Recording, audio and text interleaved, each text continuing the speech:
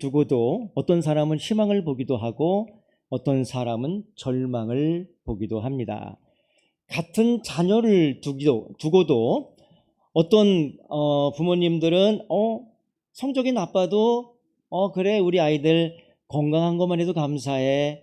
그리고 불만이 별로 없어요. 저는 사실 방학 동안에 이제 강의를 다닐 때가 있어요. 어딜 다녔냐면 일반 학교의 특수반 아니면 특수교육을 하는 특수학교에 가서 강의를 하다 보면 자폐증 6명 아이들이 앉아서 있습니다. 교사가 2명 있고요. 저희가 이제 강사가 2명 가고 보조선생 한 사람씩 다 맡아서 강의를 할 때 느끼는 게 뭐냐면 저 아이들을 생각하면서 그 부모님들 심정을 생각해 봐요. 그러면서 우리를 생각해 볼 때 감사함이 넘치더라고요. 그냥 건강한 그 자체만 해도 감사한 마음으로 그렇게 배우고 다니고 있습니다. 이유는 단 한 가지입니다. 왜 이렇게 다를까요? 같은 사실을 보고 같은 내용을 보면서도 왜 다른 결정을 하고 같은 생각을 하지 못할까요? 그것은 단 하나, 사실은 같지만 관점이 다르기 때문입니다. 오늘 말씀에 민수기 13장을 통해서 이 점탕꾼의 이야기를 통하여 그 진리의 말씀을 함께 나누고자 합니다. 이 관점이란 단어는 어떤 뜻이냐면 사물을 보는 현상을 이야기하는 것입니다. 사물을 보는 현상을 이야기해요. 그리고 뭐냐면 사물을 보는데 생각과 태도와 시각을 얘기하는 것입니다. 본문으로 들어가겠습니다. 본문의 이야기를 요약하며 하나님께서는 가나안 땅을 이스라엘 백성에게 주시겠다고 약속을 하셨습니다. 민수기 13장 1절부터 2절의 말씀인데 나오죠. 한번 같이 한번 읽을까요? 여호와께서 모세에게 말씀하여 이르시되 사람을 보내어 내가 이스라엘 자손에게 주는 가나안 땅을 정탐하게 하되 여기까지입니다.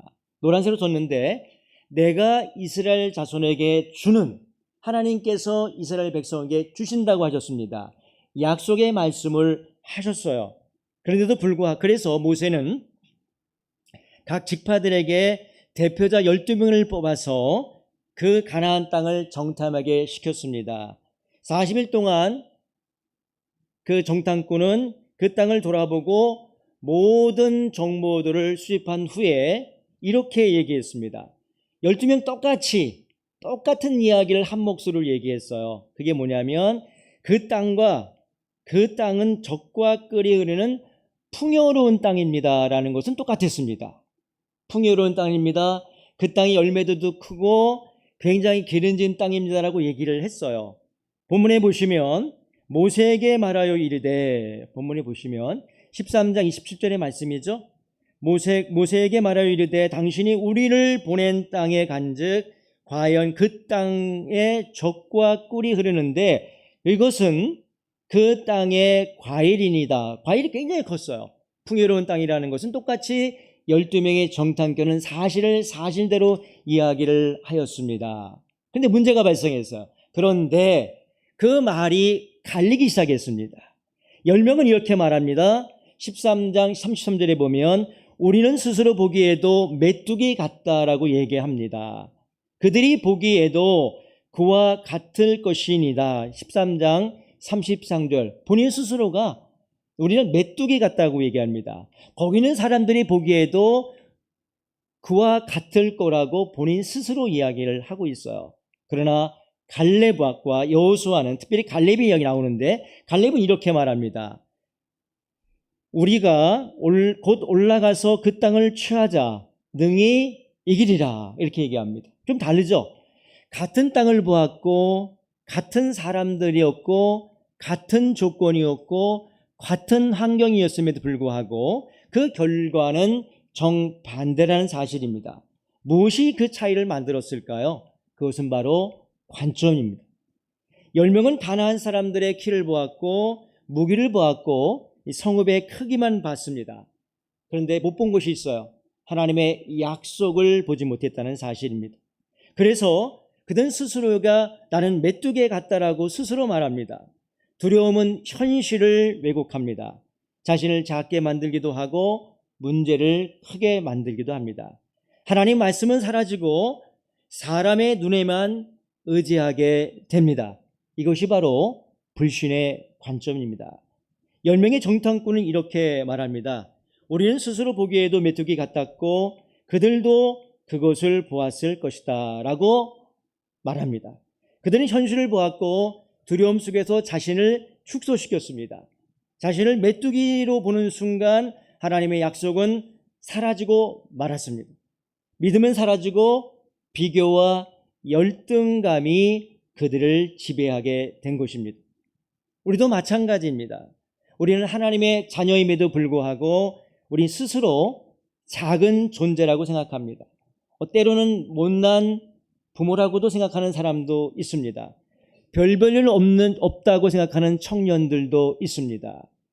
그럴 때에 하나님께서 주신 약속이 사라지고 하나님께서 주신 능력도 사라지고 삶도 사라지게 되는 것입니다. 어떤 한 부모가 크리스찬 부모였댔어요. 그들이 가정 예배를 늘 드리곤 하였습니다. 근데 가정 예배를 드리고 날 때마다 이렇게 핀잔을 주는 거예요. 너는 왜 형보다 못하니? 왜 그 성적 가지고 대학에 갈 수 있겠니? 네가 그렇게 최선을 다한 거야? 라고 핀잔을 막 줬어요. 근데 해필이면 그날 본문이 오늘 읽었던 본문과 같은 본문이었습니다. 말씀을 나누고 있는데 그 아이가 펑펑 울면서 이렇게 고백을 했습니다. 하나님은 나를 사랑하시는데 왜 엄마 아빠는 나를 믿지 못하는 건가요? 라면서 나는 패배자입니다. 나는 실패자입니다. 나는 마치 메뚜기와 같은 존재라고 그런 이야기를 했습니다. 그날 이후에 그 묵상을 같이 나누면서 가정예배에 말씀을 나누면서 부모가 엉엉 울면서 회개를 하였습니다. 하나님께서는 너를 메뚜기로 부르지 않으셨는데도 불구하고 나는 너를 그렇게 믿지 못했구나. 너를 내가 비교하였구나. 이렇게 형과 비교하였구나. 동생과 비교했구나 얘기를 하면서 회개를 했다고 합니다. 부모의 불신, 그건 비교가 자녀를 메뚜기처럼 느끼게 만드는 것입니다. 믿음의 시선만이 자녀를 세울 수 있다는 그런 말씀이죠. 그러나 갈렙은 그리고 여기 나오는 여호수아는 같은 상황을 보면서도 이렇게 얘기했죠. 우리가 올라가자. 능히 이기리라고 말입니다. 갈렙과 여호수아는 하나님의 약속을 신뢰했습니다. 그들은 사람의 크기보다 환경보다 하나님의 약속과 하나님의 능력을 더 크게 보았습니다. 그럼 담대하게 말했습니다. 그것이 바로 민수기 14장 9절에 나오는 말씀인데요. 하나님이 우리와 함께 하시면 그들은 우리의 밥이다라고 그들은 선포했습니다. 믿음은 사실보다 하나님을 더 크게 보는 눈을 가질 수 있습니다. 믿음의 관점은 용기를 줍니다. 믿음의 관점은 희망을 줍니다. 믿음의 관점은 인생을 움직이게 만듭니다. 다윗과 골리앗 이야기 너무 잘 아실 거라고 생각합니다. 사무엘상 10장장에 나오는 말씀인데요. 여기 나오죠. 같이 한번 읽어볼까요? 시작. 그 사람을 보고 심히 두려워하여 그 앞에서 도망하며 라고 말씀하고 있습니다. 여기서 사울왕과 이스라엘 군대들은 골리앗의 외형과 무기를 보고 두려움에 벌벌 떨고 있었습니다. 왜 그런가 하면 이 골리앗이 원체 어마어마한 사람이었거든요. 키가 무려 2m 90cm나 되는 사람입니다. 그리고 몸무게가 200에서 250kg에 가는 거구입니다. 굉장히 근육절의 그런 사람이었습니다. 갑옷의 무게만 해도 제 몸무게보다 더 많이 나갑니다. 68kg 나가니까 제가 얼마인지 대충 이제 감이 잡히시죠. 68kg 정도 나간다고. 저보다 더 많이 무거운 사람이었습니다. 그런 갑옷을 입고 있었습니다. 그리고 창의 무게만 해도 한 7kg 정도 됩니다. 그리고 그 주변에는 방패병들이 동행하고 있었습니다. 그는 하나님의 이름을 모독하였고 교만하였고 조롱한 사람입니다. 하지만 모든 사람, 사울왕과 이스라엘 군인들은 두려워 벌벌 떨었지만 하지만 소년 다윗은 달랐습니다. 그는 골리앗의 칼과 당창보다는 살아계신 하나님의 이름을 더 크게 불렀습니다. 사무엘상 17절 45절 말씀 한번 읽겠습니다. 다시 시작. 브레스의 사람에게 이르되 너는 칼과 창과 단창으로 내게 나아오거니와 나는 만군의 여호와의 이름 곧 내가 모욕하는 이스라엘 군대의 하나님의 이름으로 내게 나아가노라. 아멘. 다윗은 골리앗의 현실을 보지 않고 하나님의 전쟁터를 보았습니다. 그의 관점은 현실을 바꾸었고 이스라엘 역사를 새롭게 만들었습니다. 현실은 바로 다윗과 골리앗의 싸움이 아니라 그런 싸움이긴 해요. 그죠? 엄청난 거구의 싸움이기도 했습니다. 그러나 그런 싸움에서 다윗은 골리앗을 반드시 이길 수 있다는 그런 확신을 갖게 된 것이죠. 어떤 이름이죠? 하나님의 이름으로만이 이길 수 있다는 것입니다. 관점의 차이입니다. 백성들이나 이스라엘 군대들이나 사울들은 안 되겠다는 관점이었고 사울은 된다는 관점, 반드시 하나님의 이름으로 승리할 수 있다는 관점을 갖게 된 것입니다. 요셉은 형들에게 팔리게 되었고 억울하게 누명을 쓰게 되었고 그리고 감옥에 갇힌 고통을 겪게 되었습니다. 누가 봐도 실패한 인생이요 버려진 인생처럼 보였습니다. 하지만 요셉은 그의 삶 속에서 이렇게 해석을 하였습니다. 창세기 45장 5절 말씀인데요. 한번 읽어볼까요? 시작.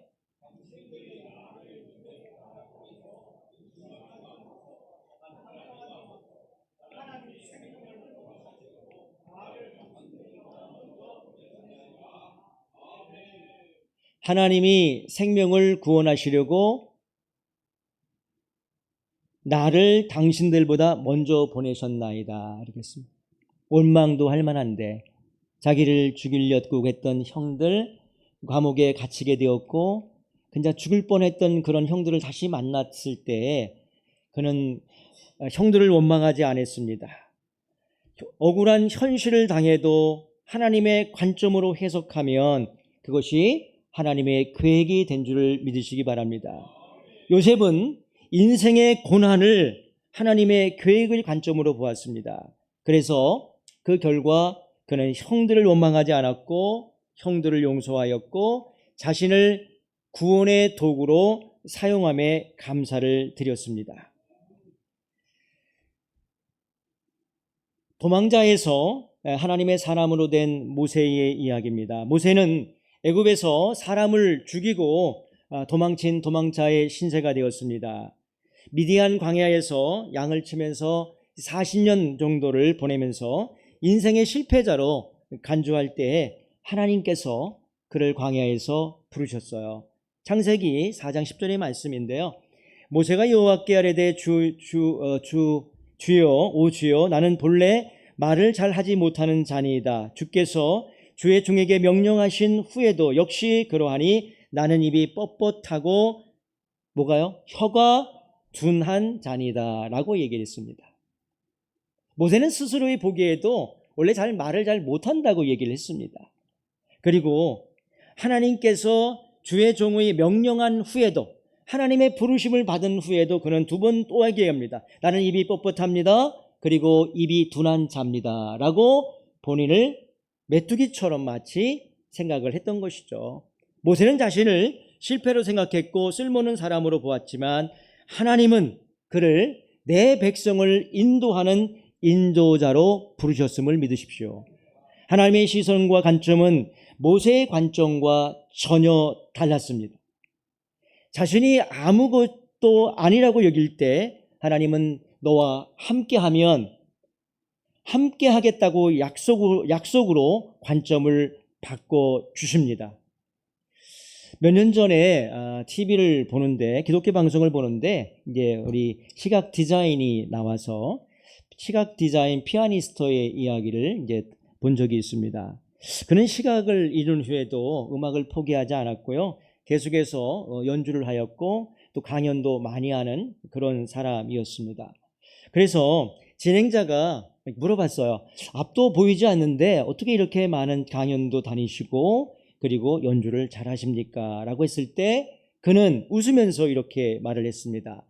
앞이 안 보인다고 해서 하나님이 안 계시는 건 아니잖아요. 이렇게 얘기했습니다. 제가 보는 건 세상이 아니라 하나님의 약속입니다. 세상은 보이지 않아도 하나님의 손은 제게 너무도 분명히 느껴지기 때문에 그 느낌으로 연주를 하고 있습니다라고 이야기를 했어요. 그렇습니다, 여러분. 그의 삶은 볼 수 없는 현실보다 더 강한 믿음의 관점을 붙든 결과라고 볼 수 있습니다. 코로나 때 많은 사람들이 어려움이 있었습니다. 코로나 때에 그래서 소상인들이 많은 그 깊은 좌절에 빠진 경험들이 있었을 때 그가 크리스찬이었는데 예배를 드리다가 우리 그 방송을 통해서 하나님 말씀을 듣게 되었습니다. 한 구절을 기억하는데요. 그가 이런 말을 했습니다. 문이 닫혔다고 하나님의 길이 막힌 건 아닙니다. 라는 말씀을 듣고 문이 닫혔다고 하나님의 길이 막힌 것은 아니구나라고 생각이 들어서 그는 요리를 SNS에 올리기 시작했습니다. 그것이 계속 퍼지게 됐어요. 그래서 유명한 요리 클래스에 인기 요리 클래스에 유튜브가 되게 된 것입니다. 제 아내도 간혹 저에게 음식을 해줄 때 유튜브를 보면서 음식을 해주는 경향이 있어요. 여러분들 안 그러신가요? 그는 그렇게 말했습니다. 가게가 망한 건 사실이지만 하나님이 나를 버리셨다는 생각은 관점의 오류였습니다. 라고 고백을 했다고 합니다. 그렇습니다. 여러분, 믿음의 관점이 새로운 길을 열었습니다. 그러나 반대로 불신의 관점은 공동체 전체를 병들게 만듭니다. 13장에서 나오지 않지만 14장에 가면 10명의 부정적인 보고를 받은 이스라엘 백성들 전체를 두려움에 빠뜨리게 만듭니다. 백성들은 밤새 울면서 모세에게 원망의 말들을 하게 되죠. 자, 읽어보겠습니다. 자, 시작. 온 백성 회중이 이스라엘 자손이 다 모세와 아론을 원망하여 온 회중이 그들에게 이르되 우리가 애굽 땅에서 죽었으나 이 광야에서 죽었으면 좋았을 것을 어찌하여 여호와가 우리를 그 땅으로 인도하여 칼에 쓰러지게 하려 하는가? 우리 처자가 사로잡히리니 애굽으로 돌아가는 것이 낫지 아니하냐라고 말했습니다. 아멘. 불신은 전염됩니다. 믿음도 전염되지만 불신도 전염되게 되어 있습니다. 한 사람의 관점이 가정과 교회와 사회와 다음 세대를 살리기도 하고 죽일 수도 있습니다. 제가 아는 목사님이 이제 어느 교회에 이제 부임을 하게 되었습니다. 근데 부임한 지 1년도 채 안 돼서 어떤 한 장로님이 교인에게 우리 목사님은 말씀은 괜찮게 전하는데 왠지 좀 영성이 부족한 것 같아 라는 얘기를 교인들에게 하기 시작했습니다. 그 말이 소문이 나서 교인들이 예배 때마다 예배의 분위기가 식게 되었고 사역자에 대한 어떤 신뢰들이 흔들리기 시작했습니다. 결국 목사님은 그 교회에서 상처를 받고 이제 사임하게 되었고 2년 만에 사임하고 다른 교회로 가게 되었습니다. 그 교회는 어떻게 되었냐면 오랫동안 목회자에 대한 불신이 생기기 시작했어요. 신뢰를 하지 않게 되었고 예배 분위기도 냉랭한 분위기로 휩싸이게 되었다는 사실입니다. 어떤 한 사람의 부정적인 이야기 그리고 어떤 평가들이 한 교회를 무너뜨릴 수도 있다는 사실입니다. 어느 공동체를 건강하게 만들 수도 있고 방향을 잃게 만들 수도 있다는 사실입니다. 심리학자 두 사람이 미국에 있는 심리학자 두 사람이 이 프레임이라는 효과를 연구했습니다. 이 프레임이라는 것은 뭐냐면 이제 프레임이잖아요. 이렇게 보면 유리창에 프레임이 있듯이 프레임 유리창을 보게 되면 요거를 통해서 세상을 볼 수 있다. 그래서 이걸 갖다가 안경이라고도 얘기를 하고 세상을 이해하는 마음의 틀이라는 것이 프레임입니다. 마음의 틀입니다. 같은 사실을 보더라도 어떻게 말하느냐에 따라서 사람들의 행동과 태도와 생각들이 어떻게 변하는 것을 연구를 하였습니다. 그래서 두 가지를 얘기하는 거예요. 이렇게 얘기합니다. 똑같은 이야기입니다. 이 수술은 성공률이 90%입니다. 라고 얘기했고요. 어떤 사람에게 이 수술은 실패할 확률이 10%라고 얘기를 했습니다. 그랬더니 수술이 90%라고 얘기한 사람들은 긍정적인 마인드를 갖게 되어서 병이 금방 낫고, 실패율이 10%밖에 확률이 안 된다고 얘기하니까 왠지 병이 악화되는 것 같은 느낌을 받았다는 것입니다. 똑같은 이야기이지만 똑같은 사실이죠. 그죠? 별건 아니에요. 그죠? 긍정적으로 얘기한 것과 부정적으로 얘기한 것인데 그거를 들었던 사람들의 변화가 다르다는 사실을 발견하게 된 것입니다. 똑같은 가나안 땅을 보고도 10명은 우린 메뚜기예요 라고 얘기했고요. 갈렙과 여호와서는 우린 능히 이길 수 있습니다. 우리의 밥입니다고 얘기했다는 것입니다. 우리가 어떤 프레임을 갖느냐에 따라서 똑같은 상황에서도 다르게 해석할 수 있다는 것입니다. 프레임은 우리의 생각과 감정과 행동 그리고 그런 것들에게 큰 영향을 끼친다는 것입니다. 관점은 결국은 프레임은 말입니다. 공동체의 분위기를 바꿀 수도 있고 망하게도 만들 수 있다는 것입니다. 관점은 결국 결과를 결정합니다. 믿음의 관점을 가진 갈렙과 여호수아는 가나안 땅에 들어갔습니다. 그러나 현실만 본 10명은 또 그들을 따랐던 백성들은 광야에서 생을 마치게 되었습니다. 동일한 하나님, 동일한 약속, 동일한 사실, 동일한 상황, 동일한 조건, 그러나 다른 결과가 되었습니다. 그 이유는 단 한 가지 관점에 달랐기 때문입니다. 사도 바울은 로마 감옥에 갇혀 있었습니다. 보통이라면 참으로 억울하고 좌절된 상황이었지만은 그는 이렇게 말했습니다. 빌립보서 1장 12절 말씀입니다. 함께 읽을까요? 자, 시작. 내가 당한 일이 도리로 복음 전파에 진전이 된 줄을 너희가 알기를 원하노라. 이때 당시에 사도 바울의 위치는 어딜까요? 감옥이었습니다. 빌립보 감옥에 있었습니다. 내가 당한 일이 도리로 빌립보 교회에 빌립보에 있는 감옥에 갔었을 때에 그는 복음 전파의 진전이라고 하는 것을 말했습니다. 여기서 진전이라는 단어는 무슨 뜻이냐면 발전이라는 단어, 발전, 그리고 진행되었다, 전개되었다는 것입니다. 복음 전파를 더욱더 발전시켰다는 것입니다. 감옥에 있었지만 그는 억울하지 않고 그리고 좌절하지 않고 긍정적인 관점에서 보았습니다. 그래서 사도 바울은 감옥이라는 현실을 복음 전파의 진행으로 봤고 그런 관점으로 해석을 했습니다. 그런 환경을 바라보지 않고 하나님의 계획을 바라보았다는 것입니다. 문제가 바뀌지 않아도 하나님의 관점, 하나님의 시선으로 해석하면 감옥이 사명이 되는 줄 믿으십시오. 히브리서 12장 2절의 말씀인데요. 십자가 너머의 부활을 보신 우리 주님의 이야기입니다. 빌립보서 12장 2절의 말씀 한번 읽겠습니다. 시작.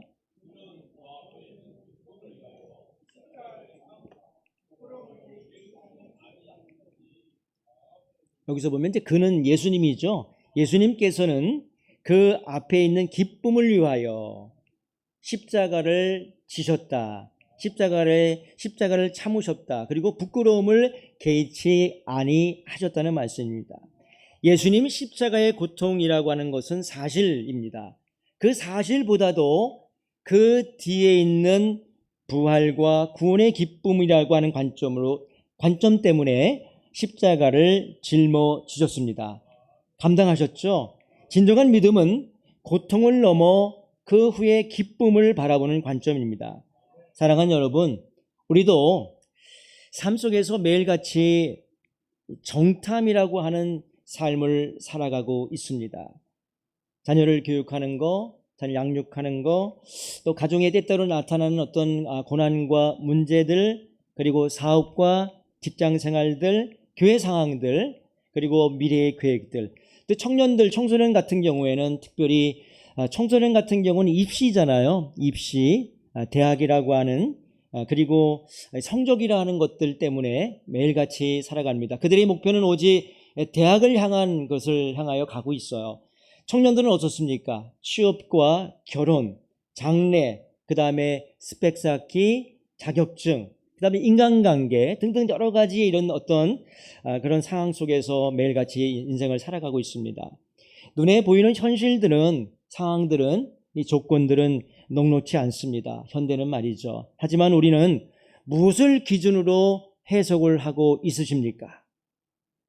사실입니까? 아니면 관점이십니까? 예를 들어서 자녀가 방황한다 했을 때 이 아이가 안 되겠어 라고 하는 것보다는 하나님이 붙드시기 때문에 우리 아이에게는 소망이 있어 라고 얘기하는 것이 이것이 우리 그리스도인들의 관점이라고 믿습니다. 여러분들이야 이 교회야 작고 약하지 않지만 사실 저는 제자들의 교회를 가면 이 말씀을 말씀을 전할 때 몇 명 안 앉아 있거든요. 약한 교회들, 힘든 교회들, 마치 목사님이 본인이 메뚜기가 아닌데 메뚜기처럼 작아 보이는 그런 모습을 하고 있는 분들을 간혹 만날 때 하나님이 일하시면, 하나님이 함께하면 이 말씀대로 승리할 줄을 믿습니다. 성장할 줄을 믿습니다. 이렇게 하고 오긴 합니다만은 그렇습니다. 저도 그 백석대 학생들을 가르치면서 이런 생각을 해봐요. 두 가지 10명의 정탐꾼과 2명의 정탐꾼이 항상 있더라고요. 대부분이 10명의 정탐꾼들 아이들이에요. 나는 지방대학이야. 나는 이 대학을 졸업해서 무엇을 할지 모르겠어요. 근데 2명의 학생들은 그럼에도 불구하고 하나님을 잘 믿는 아이들이더라고요. 나는 하나님과 함께하기 때문에 나는 여기서 잘 준비하면 비록 내가 지방에 있는 대학이지만 나는 무엇인가 하나님께서 계획한 것이 있다라고 하는 그런 고백을 하는 친구들이 있습니다. 그럴 때마다 보람을 느끼죠. 근데 많은 학생들이 부정적인 생각들, 부정적인 사고방식, 부정적인 프레임에 의해서 인생을 살아가는 아이들도 있어요. 저도 유학을 4년 반 동안 하면서 거기서 이제 석사와 박사를 마치면서 박사학위를 마치게 될 때마다 우리 같이 공부하는 사람들이 늘 모여서 금요일 날 모여서 말씀 연구하고 기도하고 그다음에 토요일 날 이제 뭐 이렇게 개인적인 일들을 하면서 대화를 하거든요. 그래서 간증을 하는 이야기들이에요. 우리는 안 된다는 거예요. 우리가 대학을 박사학위를 받고 나면 한국에서 안 부른다는 거야. 대학으로 갈 수 있는 기회가 없다는 거야. 그렇게 예비한 사람들이 진짜 대부분이었습니다. 저에게도 그런 꿈을 꿀지 말라고 얘기한 사람도 있어요. 앞으로 박사학위를 받고 가도 한국에 가면 자리가 없을 거다. 그래서 저도 사실은 마음이 흔들리기도 했었습니다. 그래서 뉴욕에 있는 선배가 담임 목회지가 있으니까 한번 면접을 보라. 뭐 이런 얘기도 했었는데 저는 한국에 돌아가겠습니다라고 얘기했습니다. 왜냐하면 하나님의 약속이 있었기 때문입니다. 나름대로 하나님께 기도했어요. 왜냐하면 어떤 기도를 지난번에 말씀드린 것처럼 했는지 모르겠지만 제가 MDB 과정의 첫 번째 예배 시간에 여기 앉아서 하나님, 제가 MDB 목회학 석사를 시작합니다. 목사가 되려고 왔습니다. 10년 공부하고 10년 후에 백석대학에서 교수시켜 주세요라고 하는 기도를 드렸던 나름대로의 약속이 있었습니다. 그래서 선배님 죄송하지만 다시 저는 한국에 돌아갑니다. 자리도 없었습니다. 자리도 없었어요. 그냥 돌아왔습니다. 그리고 시간 강사도 해봤죠. 시간 강사를 하면서 있었습니다. 근데 하나님 약속이 기억나서 다시금 도전했는데 그래서 어떻게 했습니까? 그러니까 천상 한국인들은 안 믿어주니까 외국인 친구들에게 제가 기도 제목이 백석대에게 교수로 가는 건데 좀 기도 좀 부탁드리겠습니다 하고 계속 기도하러 다녔어요. 난 된다고 믿은 거죠. 그러니까 알고 보니까 굉장히 그것은 불가능한 이야기였더라고요. 보니까 아무튼 하나님께서 기도 10년 후에 정확하게 그런 자리를 만들어 주셨습니다. 화면을 보시면 릭 부이치치 이야기를 잠깐 하고 마무리를 하려고 합니다. 여러분, 릭 부이치치라는 사람인데요. 이분이 82년도에 태어났습니다. 호주 사람이고요. 신장은 99cm입니다. 팔과 다리가 양팔과 두 다리가 없습니다. 처음에는 이제 목사가 아니었댔어요. 근데 나중에 이제 목사가 되었고요. 연설가고 그다음에 행복을 전하는 사람이고 자녀가 4명이 있는 그런 아빠가 되었습니다. 이 사람은 10살 때 자살을 하려고 했습니다. 그리고 엄마가 굉장히 좋은 엄마를 만났어요. 크리스찬 엄마였는데 항상 자신감을 주었습니다. 너는 10명의 정탐꾼이 아니라 2명의 이 정탐꾼이라는 이야기를 자주 했습니다. 성경을 가르치면서 긍정적인 마인드, 긍정적인 프레임, 긍정적인 사실. 그러니까 사실은 장애인이지만 장애를 갖고 있지만 너는 할 수 있다는 이야기를 많이 해 주었다고 합니다. 그래서 17살 때 회심을 하게 되었고 그리고 자신을 당당하게 이야기하며 청년과 천서러기에 꿈과 비전을 주는 사람으로 전 세계를 다니면서 복음을 전하는 전도자의 삶을 살고 있는 사람이고 한국에서 유명한 사람이기도 합니다. 방송에도 많이 나왔고 기독교 방송, 일반 방송에도 많이 나왔고 책도 쓴 사람입니다. 결론입니다. 사실보다 관점이 중요합니다. 현실은 바꿀 수는 없습니다. 나의 갖고 있는 처지와 환경들은 바꿀 수가 없습니다. 저도 어릴 때 저희 어머님이 시장에서 노점상에서 야채 장수하는 거가 현실이었습니다. 바꿀 수가 없었어요. 진짜 바꾸고 싶었어요. 저희 아버님도 좀 대학을 나오시고 유명한 어떤 직장도 생활해야 되는데 초등학교도 안 나오신 그 부모님이셨어요. 그 친구들도 사실은 자존감이 약해서 친구들도 제대로 데리고 오지 못했습니다. 그건 현실은 현실이에요. 바꿀 수는 없었어요. 그러나 내가 그것을 어떻게 보느냐에 따라서 인생은 달라질 수 있다는 것입니다. 믿음의 사람은 문제 속에서도 하나님의 능력을 볼 수 있습니다. 절망의 순간에도 하나님의 약속을 붙드십시오. 사랑하는 여러분, 오늘 하나님은 우리에게 말씀하십니다. 내가 너에게 준 땅이 있다. 올라가라. 그리고 두려워하지 말라. 사실보다 크신 하나님을 보는 믿음의 시선을 바라보시기 바랍니다. 그리하면 우리는 가나안 땅으로 들어갈 것입니다. 그리고 하나님의 약속을 누리며 사는 저와 여러분 되시기를 주님의 이름으로 축복합니다. 아멘. 우리 같이 찬양하고 기도하고 축도하도록 하겠습니다.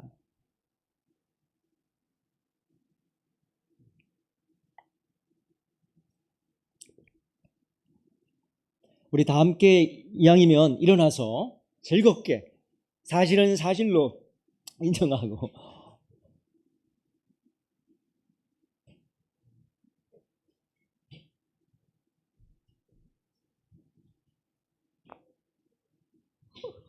우리